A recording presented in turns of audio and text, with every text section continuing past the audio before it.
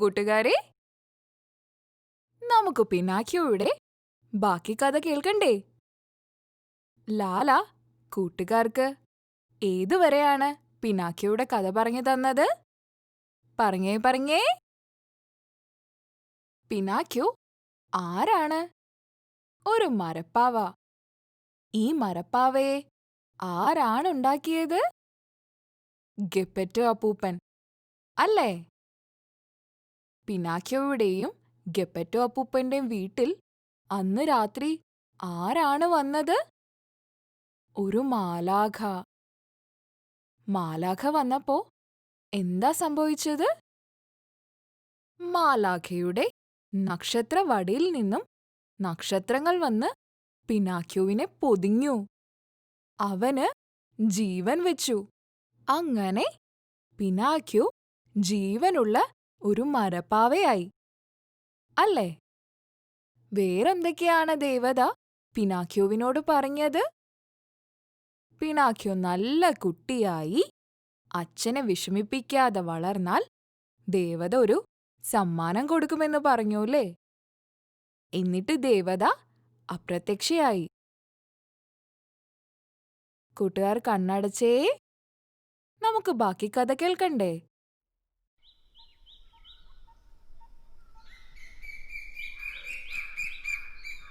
പിറ്റേന്ന് രാവിലെ എഴുന്നേറ്റപ്പോൾ കണ്ട കാഴ്ച ഗെപ്പറ്റോ അപ്പൂപ്പനെ ഞെട്ടിക്കുന്നതായിരുന്നു. ദേ, അപ്പൂപ്പൻ ഉണ്ടാക്കിയ പിനാക്കിയോ ജീവനോടെ ഇരിക്കുന്നു. അവൻ കസേരയിലിരുന്ന് കാലുകളാട്ടി അപ്പൂപ്പനെ നോക്കി ചിരിക്കുന്നു. അപ്പൂപ്പന് തന്റെ കണ്ണുകളെ വിശ്വസിക്കാൻ പറ്റുന്നില്ലായിരുന്നു. നിറ കണ്ണുകളോടെ കൈകൂപ്പി അപ്പൂപ്പൻ ദൈവത്തിനോട് നന്ദി പറഞ്ഞു.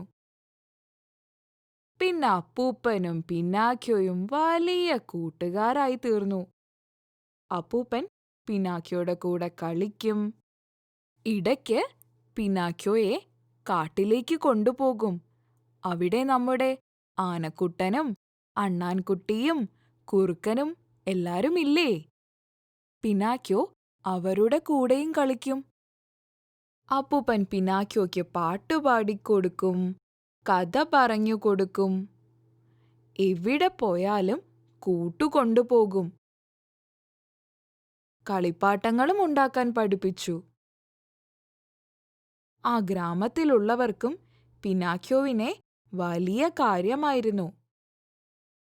ഗെപ്പറ്റോ തന്റെ മകനെ ഒത്തിരി സ്നേഹിച്ചു. അവന് വേണ്ട എല്ലാ കാര്യങ്ങളും ചെയ്തു കൊടുത്തു. പിനാക്കിയോവിനെ സ്കൂളിൽ ചേർത്തു. പഠിക്കണ്ടേ? കളിച്ചു നടന്നാൽ പോരല്ലോ. എന്നാൽ സ്കൂളിൽ പോകേണ്ട പുസ്തകവും പെൻസിലും വാങ്ങാനുള്ള പൈസ ഗെപ്പറ്റോയുടെ കയ്യിലുണ്ടോ? ഇല്ല അല്ലേ? അപ്പോൾ ഗെപ്പറ്റോ എന്താണ് ചെയ്തതെന്ന് കൂട്ടുകാർക്കറിയാമോ? തന്റെ കയ്യിലുള്ള കോട്ട് വിറ്റ് കാശ് വാങ്ങി. ആ കാശ് പിനാക്കിയോയ്ക്ക് കൊടുത്തു. സ്കൂളിൽ പോകുന്നതിനു മുൻപ് ഗെപ്പറ്റോ പിനാക്കിയോവിനോട് പറഞ്ഞു, പിനാക്കിയോ, നീ നല്ല കുട്ടിയായിട്ട് വളരണം.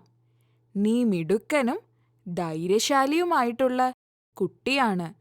ഒരിക്കലും കള്ളം പറയരുത്. താൻ ഒരിക്കലും കള്ളം പറയില്ലെന്ന് പിനാക്കിയോ ഗെപ്പറ്റോ അപ്പൂപ്പന് വാക്കുകൊടുത്തു. അങ്ങനെ ഗെപ്പറ്റോ അപ്പൂപ്പൻ കൊടുത്ത കാശ് ഭദ്രമായി പോക്കറ്റിലിട്ട് പിനാക്കിയോ സ്കൂളിലേക്ക് കൂട്ടുകാരുടെ ഒപ്പം യാത്രയായി.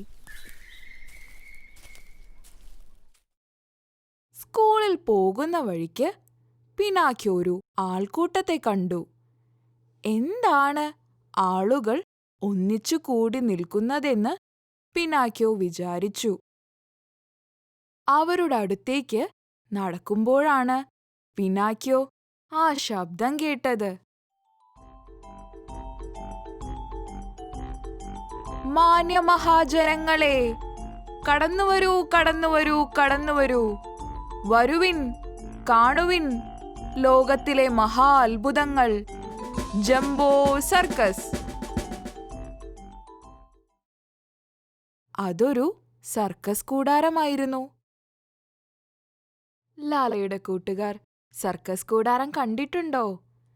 സൈക്കിൾ ഓടിക്കുന്ന ആനക്കുട്ടിയും തീയിൽ ചാടുന്ന പുലിക്കുട്ടനെയും ഡാൻസ് കളിക്കുന്ന കുരങ്ങനെയുമൊക്കെ കണ്ടിട്ടുണ്ടോ?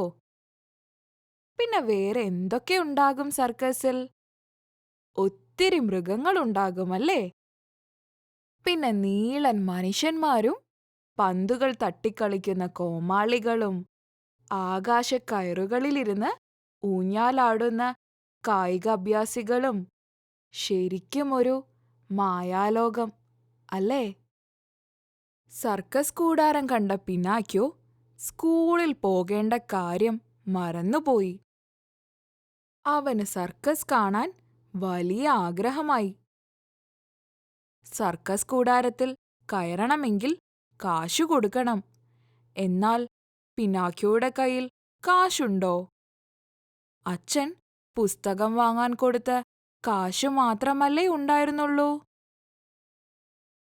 പിനാക്യോ പിന്നീട് എന്താണ് ചെയ്തതെന്ന് കൂട്ടുകാർക്കറിയണ്ടേ? അച്ഛൻ കൊടുത്ത കാശെടുത്ത് അവൻ സർക്കസ് കാണാൻ ടിക്കറ്റ് എടുത്ത് കയറി. അങ്ങനെ കുറേ നേരം സർക്കസ് കണ്ട് അവസാനം പുറത്തേക്ക് ഇറങ്ങിയപ്പോഴേക്കും സന്ധ്യയായി. തിരിച്ച് വീട്ടിലേക്ക് നടക്കുമ്പോഴാണ് പുസ്തകം വാങ്ങാൻ പൈസ ഇല്ലാത്തതിനെപ്പറ്റി അവൻ ഓർമ്മ വന്നത്. പിനാക്യോയ്ക്ക് പേടിയായി. ഇനി എന്തു ചെയ്യും? അങ്ങനെ അവന്റെ വിഷമം കേട്ട് ആരാണ് അവന്റെ മുന്നിൽ പ്രത്യക്ഷപ്പെട്ടതെന്ന് കൂട്ടുകാർക്കറിയാമോ? നമ്മുടെ ദേവത. ദേവത പിനാക്യോവിനോട് എന്തു പറ്റിയെന്ന് ചോദിച്ചപ്പോൾ അവൻ ദേവതയോട് എന്താണെന്നോ പറഞ്ഞത്? പുസ്തകം വാങ്ങാൻ അച്ഛൻ തന്ന പൈസ കളഞ്ഞു പോയെന്ന്. ഇത് പറഞ്ഞപ്പോഴേക്കും പിനാക്യോയുടെ മൂക്ക് നീണ്ടു നീണ്ടു വന്നു. യോ, പിനാക്യോയ്ക്ക് പേടിയായി. ഇത് കണ്ട് ചിരിച്ചുകൊണ്ട് ദേവത ചോദിച്ചു,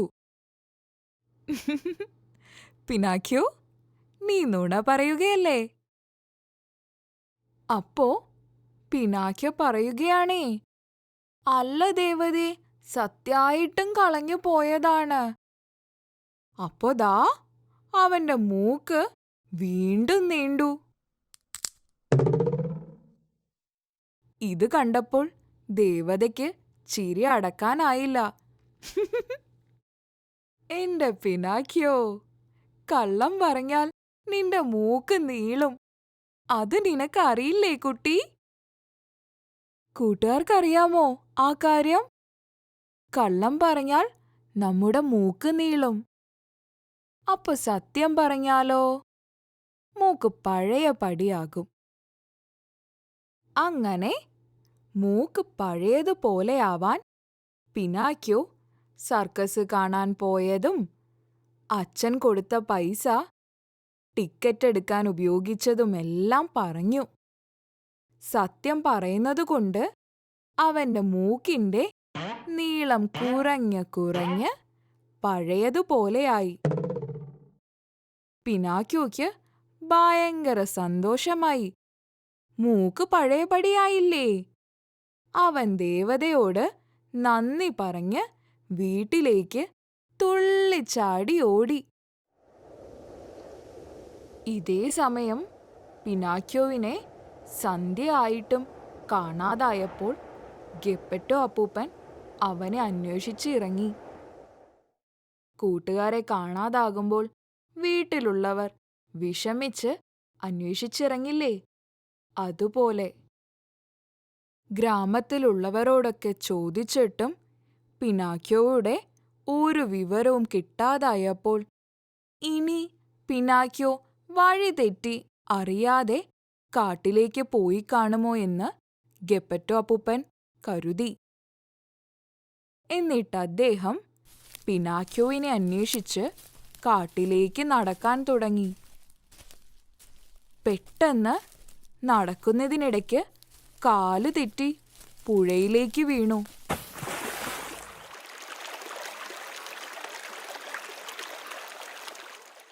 നല്ല ഒഴുക്കുള്ള പുഴയല്ലേ.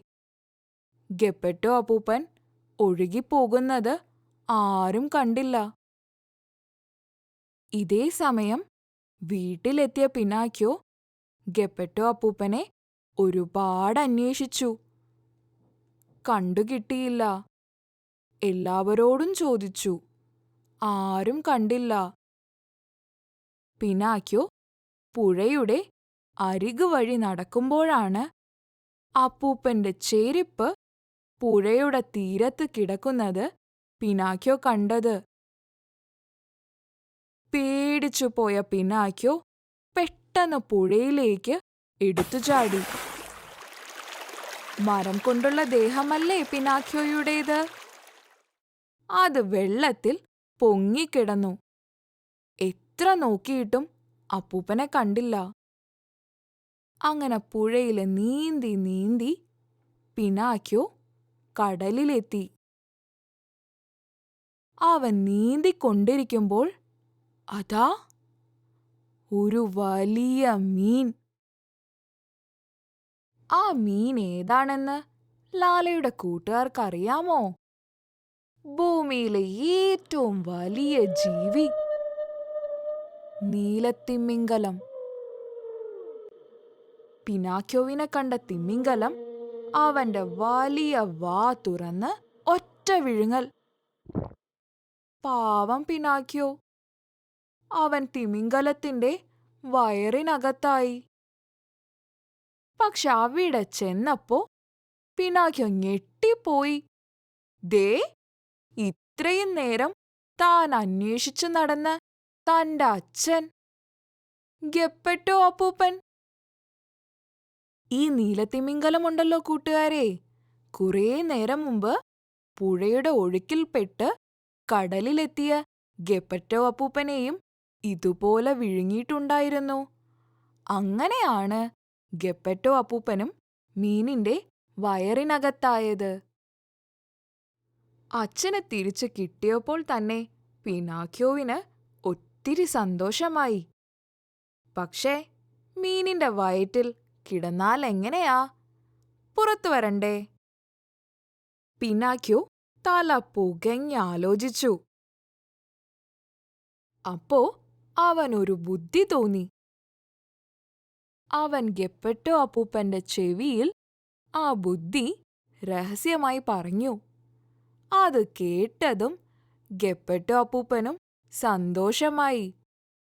രണ്ടുപേരും കൂടെ എന്താ ചെയ്തതെന്ന് കൂട്ടുകാർക്കറിയാമോ? ആ, രണ്ടുപേരും മീനിന്റെ വയറിനുള്ളിൽ ഇക്കിളി കൂട്ടാൻ തുടങ്ങി. കൂട്ടുകാർക്ക് ഇക്കിളി കൂട്ടാൻ നേരത്ത് ചിരി വരില്ലേ? കുറേ ഇക്കിളി കൂട്ടിയപ്പോൾ നമ്മുടെ തിമിംഗലം വെള്ളത്തിൽ കിടന്ന് പൊട്ടിച്ചിരിച്ചു. ചിരിച്ച് ചിരിച്ച് തുമ്മാൻ തുടങ്ങി. അങ്ങനെ അതിലൊരു തവണ തുമ്മിയപ്പോ ഗെപ്പറ്റോ അപ്പൂപ്പനും പിനാക്യോവും വെള്ളത്തിലേക്ക് തെറിച്ചു വീണു. അങ്ങനെ രണ്ടുപേരും നീന്തി നീന്തി കരയിലെത്തി. കരയിലെത്തിയപ്പോ ദേ, നമ്മുടെ സുന്ദരി ദേവത നിൽക്കുന്നു. ദേവതയ്ക്ക് നല്ല സന്തോഷമായി. കാരണം നേരത്തെ ദേവത പറഞ്ഞതുപോലെ പിനാക്യോ സത്യം പറഞ്ഞു, അപ്പൂപ്പനെ രക്ഷിച്ചു. അങ്ങനെ നല്ല കുട്ടിയായി. പിനാക്യോ ദേവതയ്ക്ക് കൊടുത്ത വാക്ക് നിറവേറ്റിയല്ലോ. അവന് നല്ലൊരു സമ്മാനം നൽകാനാണ് ദേവത എത്തിയത്. ദേവത പിനാക്കിയോയുടെ നേരെ വീണ്ടും മാന്ത്രിക വടി നീട്ടി. അപ്പോൾ അതിൽ നിന്നും നക്ഷത്രങ്ങൾ വന്നു. അവർ പിനാക്കിയോവിനെ പൊതിഞ്ഞു. അപ്പോ എന്താണ് സംഭവിച്ചതെന്ന് കൂട്ടുകാർക്കറിയാമോ? പിനാക്കിയോയ്ക്ക് ജീവൻ വെച്ചു. അവൻ ശരിക്കുമുള്ള ഒരു മനുഷ്യക്കുട്ടിയായി. ഒരു മിടുക്കൻ ആൺകുട്ടി. ഇത് കണ്ട് ഗെപ്പറ്റോ അപ്പൂപ്പന് ഒരുപാട് സന്തോഷമായി. ഗെപ്പറ്റോ അപ്പൂപ്പനും പിനാക്കിയോവും സന്തോഷത്തോടെ വീട്ടിലേക്ക് പോയി. പിന്നീട് ഒരിക്കലും പിനാക്കിയോ നുണ പറഞ്ഞിട്ടില്ല. നുണ പറഞ്ഞാൽ മൂക്ക് നീണ്ടാലോ. അവൻ നല്ല കുട്ടിയായി സ്കൂളിൽ പോകാൻ തുടങ്ങി. ലാലയുടെ വാവകളും നല്ല കുട്ടികളാണല്ലോ. ഇന്നത്തെ നമ്മുടെ പിനാക്കിയോയുടെ കഥ ഇഷ്ടമായോ? ഇഷ്ടമായെങ്കിൽ ലാലയുടെ യൂട്യൂബ് പേജിൽ മറക്കാതെ കമന്റ് ചെയ്യണേ. ഇനി നമുക്ക് ഗെപ്പറ്റോ അപ്പൂപ്പനെയും പിനാക്കിയോവിനെയും ഒന്ന് വരച്ചാലോ? വരച്ച് ലാലയ്ക്ക് അയച്ചു തരണം കേട്ടോ. വാവകൾ മിടുക്കരായി ഉറങ്ങിക്കോളൂട്ടോ. ലാലയുടെ ചക്കര വാവകൾക്ക് good night. Bye bye. Sweet dreams.